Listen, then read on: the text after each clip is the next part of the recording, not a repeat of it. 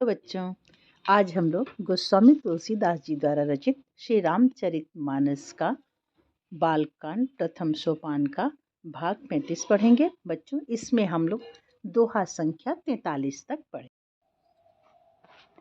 आरती विनय दीनता मोरी, लघुता सलिल सुबारी न थोरी।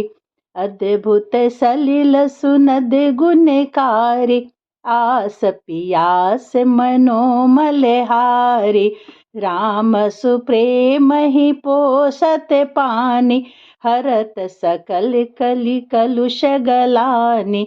भव श्रम शोषक तोषा, समन दुरित दुख दारिद दोषा। काम कोह मद मोह न सावन, विमल विवेक विराग बढ़ावन।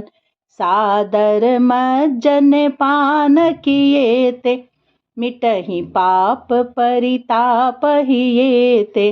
जिन्ह एहि बारी न मानस धोये, ते कायर कलिकाल बिगोए। तृषित निरखी रवि करे भव बारी, फिरि हहि मृग जिमि जीव दुखारी। मति अनुहारी सुबारी गुण, गन गनि मन अनवाय। सुमिरि भवानी शंकर ही, कह कवि कथा सुहाई। अब रघुपति पद पंकरुह, हिये धरि पाई प्रसाद।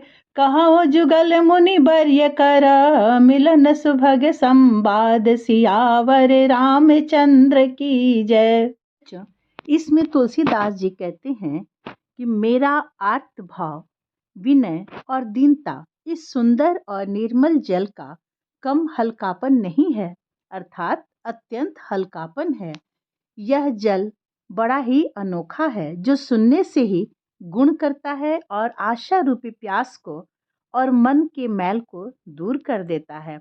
यह जल श्री रामचंद्र जी के सुंदर प्रेम को पुष्ट करता है, कलयुग के समस्त पापों और उनसे होने वाली ग्लानि को हर लेता है, संसार के जन्म मृत्यु रूप श्रम को सोख लेता है, संतोष को भी संतुष्ट करता है और पाप ताप दरिद्रता और दोषों को नष्ट कर देता है। इसीलिए तो श्री रामचरितमानस का पाठ को अति उत्तम माना गया है। यह जल काम क्रोध मद और मोह का नाश करने वाला और निर्मल ज्ञान और वैराग्य का बढ़ाने वाला है। इसमें आदर पूर्वक स्नान करने से और इसे पीने से हृदय में रहने वाले सब पाप ताप मिट जाते हैं।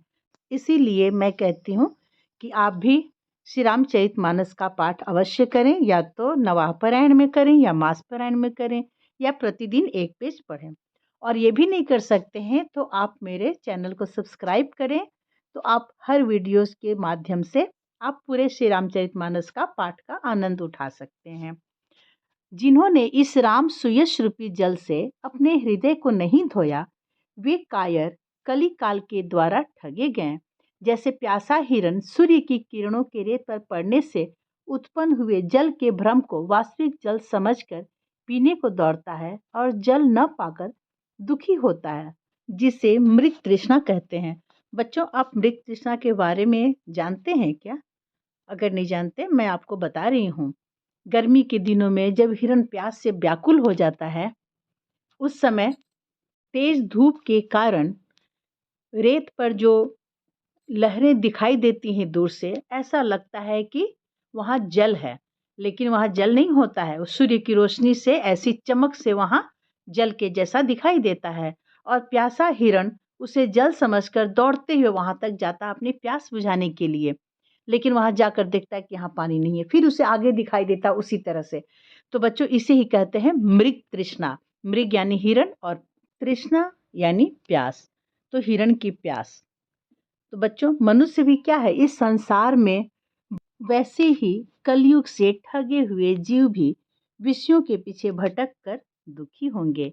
अपनी बुद्धि के अनुसार इस सुंदर जल के गुणों को विचार कर उसमें अपने मन को स्नान कराकर श्री भवानी शंकर को स्मरण करके कवि तुलसीदास सुंदर कथा कहता है।